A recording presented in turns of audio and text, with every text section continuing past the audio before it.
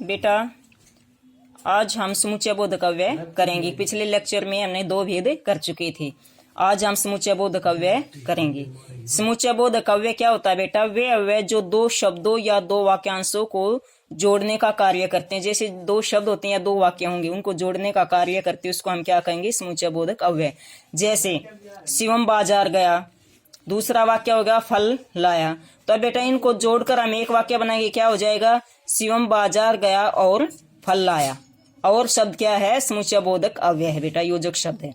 अब इसके प्रकार बेटा दो हैं, एक तो समानाधिकरण और एक व्याधिकरण समुच्चय बोधक होता है। जो समानाधिकरण है समुच्चय बोधक होता है बेटा, वो क्या होता है? जिन शब्दों से समान, ठीक है, समान वाक्य यानी कि समान कार्य करने वाले वाक्य होते हैं, जो एक स्थिति के होते हैं, उनको जोड़ने का कार्य करता हो। जैसे राम बहुत पढ़ता है और कक्षा में प्रथम आता है। बेटा इसमें समान कैसे है कि राम बहुत पढ़ता है, कक्षा में प्रथम आता है, तो यहाँ पर कौन लगा दिया? और क्या? योजक। समुच्चय समान है, दोनों पद क्या है? समान है, दोनों वाक्य समान है और इनको और के द्वारा जोड़ा गया है, तो इसलिए योजक शब्द के द्वारा जोड़ा गया है। अब इसके प्रकार क्या है बेटा? एक तो संयोजक, विकल्पक, विरोध दर्शक और परिणाम दर्शक। अब संयोजक क्या होता है बेटा? ऐसे शब्द जो दो शब्दों, वाक्यों या वाक्यांशों में संयोग प्रकट करते हैं, यानी कि जोड़ते हैं, उनमें संयोग दिखाते हैं। जैसे राम, श्याम, मोहन मिलकर खेलते हैं, तो राम, श्याम और मोहन तीनों में संयोग दिखाया गया। क्या करते हैं? तीनों मिलकर खेलते हैं। तो यहाँ पर बेटा क्या दिखाया गया है? संयोग दिखाया गया कि तीनों मिलकर खेलते हैं। विकल्पक क्या होता है बेटा? वे शब्द जो दो वाक्यांशों, वाक्यों अथवा शब्द में विकल्प दिखाते हैं। विकल्प क्या होता है बेटा? अथवा दिखाते हैं, बीच में ऑप्शन दिखाते हैं। ऑप्शन बोलते हैं ना कि ऑप्शन में कर लेना, तो ऑप्शन दिखाते हैं, वे क्या होते हैं बेटा? विकल्प होते हैं। जैसे मनीषा अथवा सुनीता को बाजार भेजो। अब बाजार भेजो, किसको भेजो? या तो मनीषा को भेजो या सुनीता को भेजो, दोनों में से एक को भेजना है। तो यहाँ पर विकल्प है। विकल्प कौन कौन से? मनीषा और सुनीता विकल्प है। अथवा शब्द ये विकल्प को पूरा करते हैं कि इसमें मनीषा को भेजो या सुनीता को। विरोध दर्शक, जो शब्द प्रथम वाक्यांशों में वर्णित अर्थ में विरोध दिखाते हैं, विरोध, एक दूसरे के प्रति विरोध दिखाना, वो क्या होता है बेटा? विरोध दर्शक होता है। जैसे मंगला ने बहुत परिश्रम किया परंतु सफल नहीं हुई। अब विरोध क्या है बेटा? मंगला ने परिश्रम तो बहुत किया था लेकिन वो सफल नहीं हुई। लेकिन शब्द विरोध को दिखा रहा है कि उसने परिश्रम किया लेकिन, या परंतु शब्द क्या होते हैं बेटा? विरोध सूचक होते हैं कि लेकिन वो सफल नहीं हुई। तो यहाँ पर जो परंतु शब्द है ये क्या दिखा रहा है? ये विरोध दिखा रहा है बेटा। परंतु, अपितु ये क्या है? लेकिन, ये अपितु ये क्या होते हैं बेटा? विरोध सूचक शब्द होते हैं। फिर हमारा परिणाम दर्शक। परिणाम दर्शक क्या होता है बेटा? संयोजक से संबंधित वाक्य परिणाम को संकेत करते हैं। जो हमारा परिणाम आता है ना संयोजक से, उसकी तरफ संकेत करते हैं, उसको हम क्या कहते हैं? परिणाम दर्शक वाक्य। जैसे तुमने कठोर परिश्रम करना चाहिए। क्यों करना चाहिए? संयोग दिखाएगा। क्या संयोग है कठोर परिश्रम करने का? कि अच्छे अंक से पास हो सको। कि तुम्हें क्या करना चाहिए? तुम्हें कठोर परिश्रम करना चाहिए ताकि अच्छे अंकों से पास हो सको, अच्छे अंकों से पास हो सको। तो इसमें बेटा क्या दिखाया है? इसमें संबंध दिखाया। संबंध के लिए जो संयोजक वाक्य है उसके लिए आगे की तरफ है संकेत किया है कि आगे उसका क्या परिणाम निकलेगा।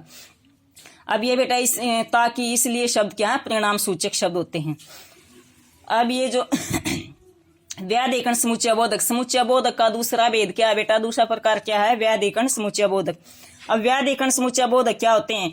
वे अव्यय शब्द एक प्रधान वाक्य में एक या एक से अधिक आश्रित वाक्य जुड़ते हैं। आश्रित वाक्य एक भी जुड़ सकते हैं, दो भी जुड़ सकते हैं, ज्यादा भी जुड़ सकते हैं। जैसे यदि परिश्रम किया होता तो, अब देखो, यदि परिश्रम किया होता तो अवश्य सफल हो गए होते। जुड़े हुए ना बेटा? यदि परिश्रम किया होता, परिश्रम किया होता, अगर तुमने परिश्रम किए होते तो तुम सफल होते, ये वाक्य है। तो इसमें यदि परिश्रम किया होता तो अवश्य सफल हो गए होते। तो यहाँ पर बेटा क्या दिखाया गया है? ये दिखाया गया कि एक से अधिक आश्रित इस पर जुड़े हुए हैं। अब व्याधिकरण अव्यय की जो प्रकार हैं वे बेटा कुछ रूप होते हैं। जैसे हेतु बोधक। हेतु क्या होता है बेटा? कारण जानना। जिन शब्दों द्वारा वाक्य में कार्य कि कारण का बोध हो, जो कार्य किया ना उसका कारण की, ये कार्य हमने किस कारण किया, क्या रीजन इस कार्य करने का, तो उसका बोध होता है, उसको हम क्या कहेंगे? हेतु बोधक। जैसे ग्रीमा की कल परीक्षा है इसलिए आज वह खेलने नहीं जा सकती। आज वह खेलने क्यों नहीं जा सकती? क्योंकि उसकी कल परीक्षा है। तो कारण क्या है बेटा? कल परीक्षा होना, कि वह खेलने इसलिए नहीं जा सकती कि कल उसकी परीक्षा है। समझ में आया बेटा?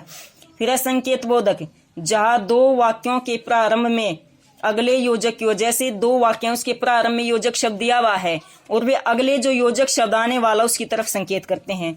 जहां दो वाक्यों के आरंभ में अगले योजक की ओर संकेत करते हैं कि जो वाक्य हैं उनके आरंभ में एक योजक शब्द आया हुआ है और जो आगे आएगा ना उसकी तरफ संकेत करता है। जैसे यदि तुम चाहो तो, यदि शब्द है योजक शब्द। अब क्या चाहे? यदि तुम चाहो तो क्या है? अगले की तरफ संकेत किया गया, जो अगला योजक शब्द आएगा उसकी तरफ संकेत किया गया है, खेलने जा सकते हो। यदि तुम चाहते तो क्या हो सकता है? खेलने जा सकते। तो यदि तो शब्द क्या? संकेत सूचक है। अब बेटा स्वरूप बोधक, जिस योजक को पूर्ण प्रयुक्त यानी पूर्व में जो प्रयुक्त शब्द है अथवा वाक्य के स्पष्टीकरण हेतु प्रयोग किया गया, कि वाक्य का जो स्पष्टीकरण किया जाए, जो वाक्यांश दिया गया है जो उसका स्पष्टीकरण हो जाए, स्पष्ट हो जाए कि इस वाक्य का अर्थ क्या है, इसके लिए किसका किया गया? स्वरूप बोधक। जैसे रावण को दशानन, दशानन क्या होता है बेटा? 10 सिर वाला। तो यहाँ पर रावण को दशानन ये स्पष्ट नहीं है, इसका स्पष्टीकरण कैसे होगा? 10 सिर वाला कहते हैं। किसको कहते हैं? रावण को। दशानन का क्या था? 10 सिर वाला, तो रावण को 10 सिर वाला कहते हैं।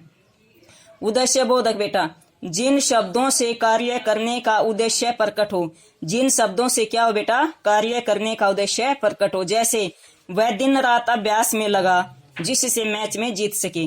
अब वह दिन रात किस में लगा? अभ्यास में लगा। क्यों लगा? क्या कारण था?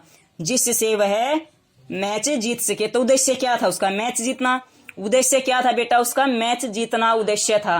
तो इसलिए उसने क्या किया? दिन रात परिश्रम की। तो दिन रात मेहनत में इसलिए लगा, अभ्यास में इसीलिए लगा कि दिन रात उसने अभ्यास इसीलिए किया कि ताकि वह मैच है उनका जीत सके। तो मैच जीतने के लिए ही उसने दिन रात अभ्यास किया। तो बेटा ये क्लियर हो गया ना? उद्देश्य क्या था उसका? मैच जीतना। तो इसीलिए वो दिन रात अभ्यास में लगा रहा। अब हमारा चौथा प्रकार क्या है? विषमादि बोधक अव्यय। वे शब्द जो आश्चर्य, हर्ष, शोक, विस्मय, ग्लानि, लज्जा आदि का भाव प्रकट करते हैं। आदि का क्या करते हैं बेटा? भाव प्रकट करते हैं। उसे हम क्या कहते हैं? विषमादि बोधक। अब बेटा विषमादि बोधक कुछ शब्द हैं कि वे किस किस में आते हैं। जैसे हर्ष बोधक में आते हैं। हर्ष जब खुशी हो तो क्या करते हैं हम? जैसे कहते हैं ना शाबाश, आह। अब शोक बोधक को जो हम क्या कहते हैं? आह, हाय, तराई, बाप रे करते हैं ना हम ये। फिर विस्मय बोधक होता जब हैरानी होती क्या कहते हैं? अरे क्या सच ऐसी हुआ है ये। तो उसमें हम आश्चर्य का भाव प्रकट करें। जब बेटा तिरस्कार बोधक होता, तिरस्कार बोधक में जैसे हट, दिख, चुप, ये क्या है? तिरस्कार। जब तिरस्कार करते हैं ना हम उसे कहते दिक, धिक्कार है। किसी का हमने तिरस्कार करना, उसको हम अगर हमें कोई बात बता रहा है हमें उसकी बात को नहीं सुनना तो उसका हम तिरस्कार करना, हम कहते हैं चुप रहे, कहते हैं ना चुप रहो। तो इसीलिए क्या है कि ये तिरस्कार संबंधी होते हैं। स्वीकृति बोधक होते हैं हाँ हाँ, जिसमें हम हाँ, अच्छा, ठीक है, जी हाँ, बहुत अच्छा, कि हम किसी भी बात को स्वीकार करना, स्वीकार बोधक होता है। घृणा बोधक होता है जिससे घृणा करनी। जैसे छी, छी छी, दिख, धत, ये अच्छा नहीं है, छी छी कितना गंदा है, ये ना हम किसी घृणा करते हैं। जो घृणा करते हैं उसमें हम छी छी शब्द का प्रयोग करते हैं। संबोधन बोधक क्या होता है बेटा? अरे ओ, जिसको पुकारना बुलाना होता है ना, अरे ओ, हे माँ, हे राम, ये क्या किसी को बुलाना या पुकारना, वो क्या होता है? संबोधन बोधक होता है बेटा। अब जैसे बेटा कुछ उदाहरण दिए हुए हैं, इससे स्पष्ट हो जाएगा। देखो, शाबाश बेटा, तुमने आज वाद विवाद प्रतियोगिता में कमाल ही कर दिया। अब शाबाश क्या होता है बेटा? हर्षबोधक, खुशी में कहा गया ना शाबाश। जब कोई अच्छा कार्य करते हैं तो हम खुश होते हैं, तब कहते हैं शाबाश। फिर बेटा आ, उसके साथ तो मेरा सब कुछ चला गया। आ यानी कि शोक, कि उसके साथ तो मेरा सब कुछ चला गया। अरे चाचा जी आप कब आए? आश्चर्य, विस्मय में, अरे चाचा जी आप कब आए? अरे चाचा जी आप कब आए? तो जब इसलिए उसमें क्या कहा जाता है? अरे चाचा जी आप कब आए, तो इसमें विस्मय है। अब इसमें अगला कि चुप न जाने तुम कब सुधरोगे। चुप न जाने की तुम कब सुधरोगे, तिरस्कार बोधक होता है कि जाने तुम कब समझोगे, ये तिरस्कार भरा होता है बेटा। जी हाँ यह काम मैंने ही किया। स्वीकार, स्वीकार क्या कि हाँ जी हाँ मैंने ये काम किया है। छी कितना गंदा दृश्य है, तो ये आपत घृणा बोधक है बेटा। अरे सुनो तो, संबोधन, ये क्या संबोधन कहा गया है। तो बेटा हमारा जो अव्यय का ये टॉपिक है ये कंप्लीट हो गया है। तो इसमें बेटा मैंने कीवर्ड को अच्छी तरह समझा दिया है कि इसमें हमें जो सूचक शब्द भी बता दिए गए साथ में कि इसमें ये कैसे, समुच्चय बोधक में कैसे, संबंध बोधक में कैसे, विषमादि बोधक में कैसे है, तो ये मैंने बता दिया गया है। तो बेटा इसको अच्छी तरह याद करना। धन्यवाद।